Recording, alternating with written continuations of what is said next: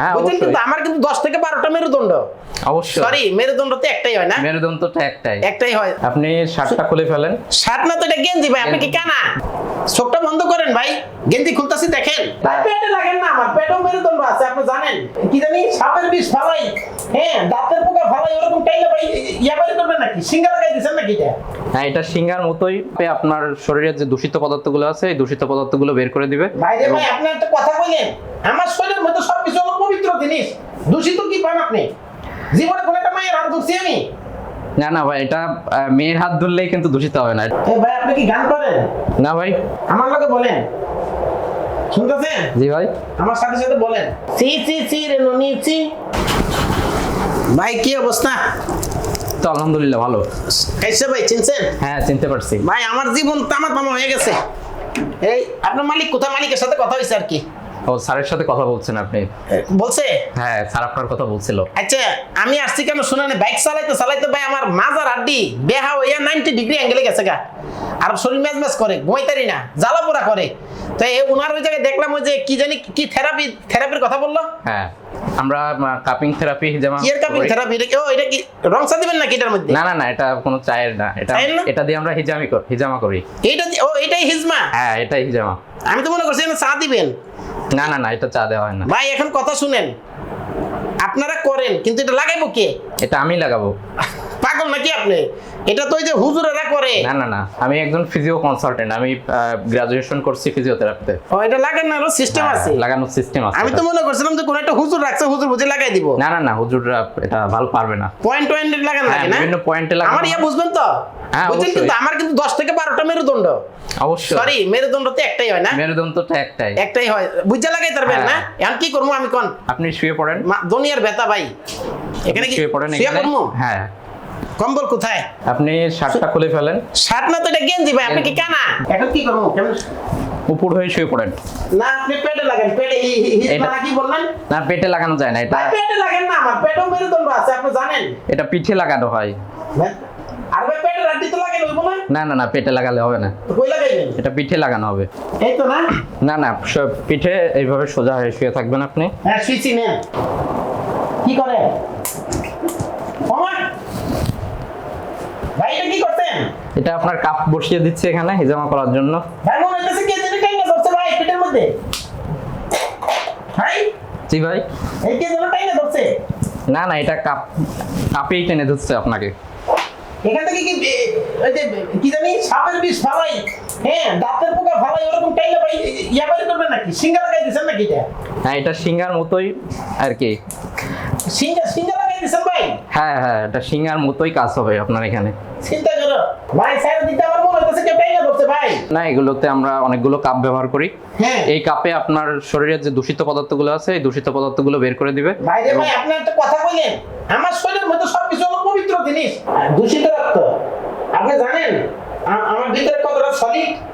লাইলা পর্যন্ত সেদিন আমার হাত ধরতে চাইছে, আমি কি হাত ধরতে দিছি?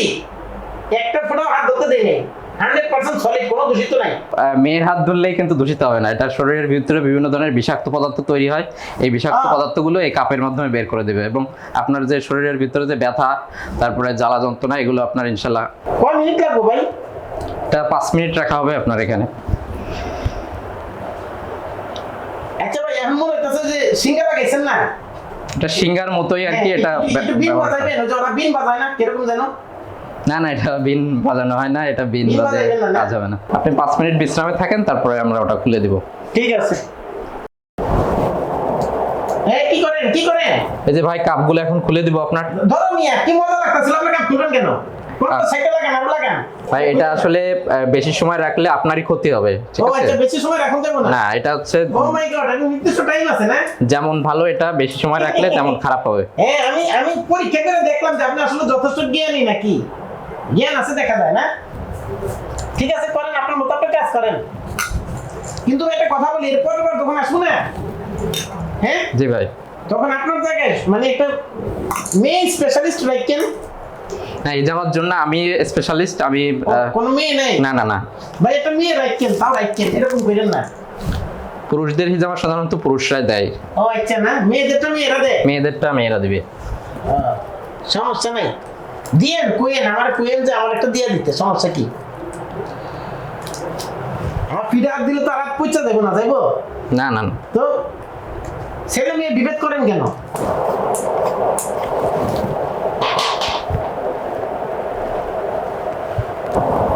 ভাই পিঠে কি কারো নাম লেখতেছেন না না ভাই লেখটা লিখছেন যে শিউলি আই লাভ ইউ এটা লিখছেন বুঝছেন হ্যাঁ এ ভাই আপনি কি গান করেন না ভাই ধরেন একটা গান শিখেন আমি তো গান শিখিনি, এই যে ফিজিওথেরাপি শিখছি আমি।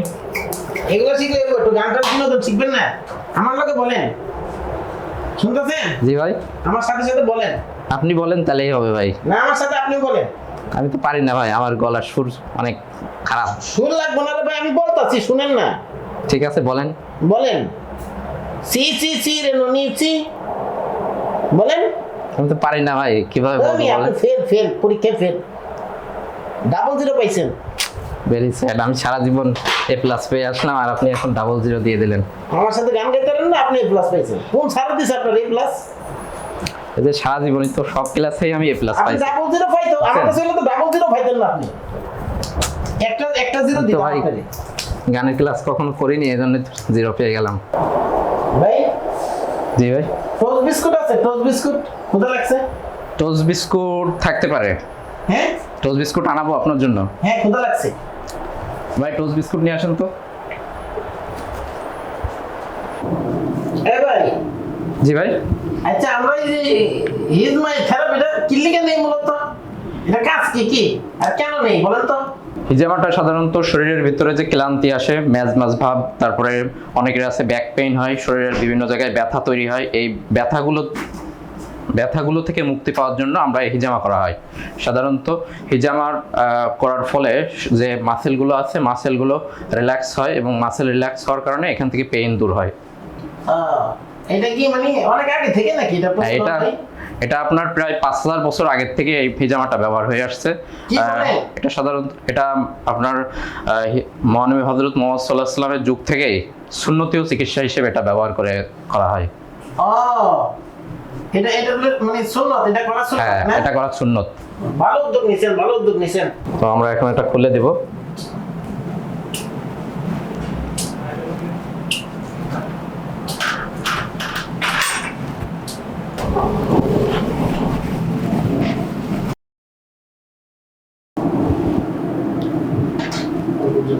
আপনি কথা বলেন জি ভাই এখন আপনার এটা বায়োডিন দিয়ে ক্লিন করা হচ্ছে।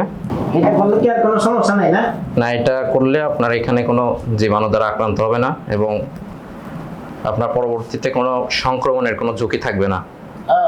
এখন কিন্তু মোটামুটি অনেকটা রিল্যাক্স লাগতেছে ভাই ইনশাল্লাহ আপনার পেইন সব ফ্রি হয়ে যাবে এবং আপনার শরীরের যে ম্যাজ ভাব, অবসাদ এগুলো ইনশাল্লাহ দূর হয়ে যাবে। অনেক সময় তো রগে টান লাগে ভাই টাইম না ধরে যেমন হয় যে কেউ খামচে ধরছে পিঠের মধ্যে ওইটাও কি ঠিক হইব না ওটা ইনশাল্লাহ ঠিক হয়ে যাবে।